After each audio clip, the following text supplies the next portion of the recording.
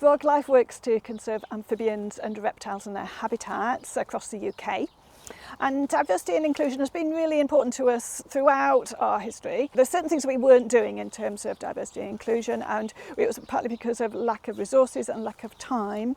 And so that's why we found ScotLink's Nature Raw project really helpful, because there's a lot of resources on the site that we can just go straight to, and it means that we're not wasting time searching for advice, and we're not wasting resources on looking for things. One of the things that's really nice has been that so many other organisations, so much bigger organisations who put a lot of time into EDI work, they've shared their resources, and they're all quite specific and relevant to us. So it's really useful that we've got those resources that we can just go straight to, and it's saving us time, and it means that we can all work together to find out what the barriers are and think of ways to reduce those barriers and make things better for the future. One of the things I'm most proud of with our EDI work is our paid traineeships. And with those, I've found when I'm recruiting staff that sometimes not all staff get the opportunity to gain the right sort of experience. So that's what the paid traineeships are for. We made a lot of effort to reach out more and make sure our job descriptions got advertised much more widely. And another thing we did was ran a webinar, so prospective applicants could join the webinar and find out a little bit more about what the role was, but also could see our attitude to EDI and diversity, and could see that we actually really are a good place to work for, and it would be actively encourage them to join Froglife. And the process worked really well, and we gained some absolutely fantastic trainees who are now creating a chain of 100 ponds. Hello, my name's Isabella. I'm a trainee conservationist at Froglife. I'm currently at Greenwich Peninsula Ecology Park. This is part of our London Blue Chain project, where we engage diverse ethnic communities from a range of ages in pond digging, creative sessions, education sessions, and it's a lovely way to get everyone involved. I'm a member of Froglife's newly established EDI working group.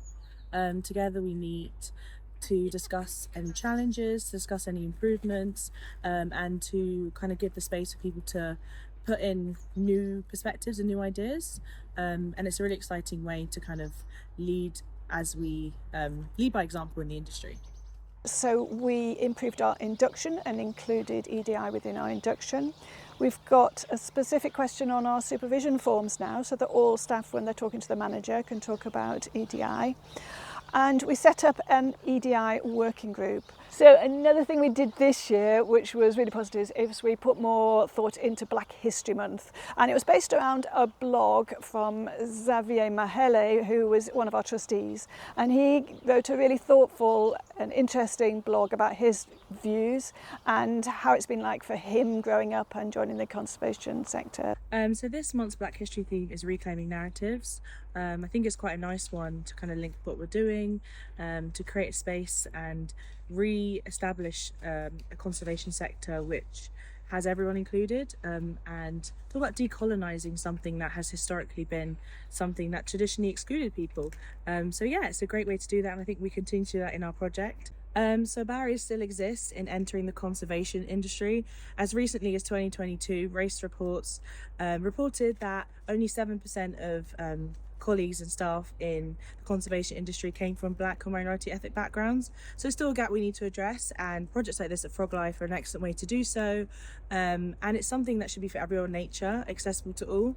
So it's a great way, and being able to be part of that next generation of conservation is something I'm really looking forward to. So at Froglife, we believe that diversity and biodiversity go hand in hand, and we need both for both people and for wildlife to flourish.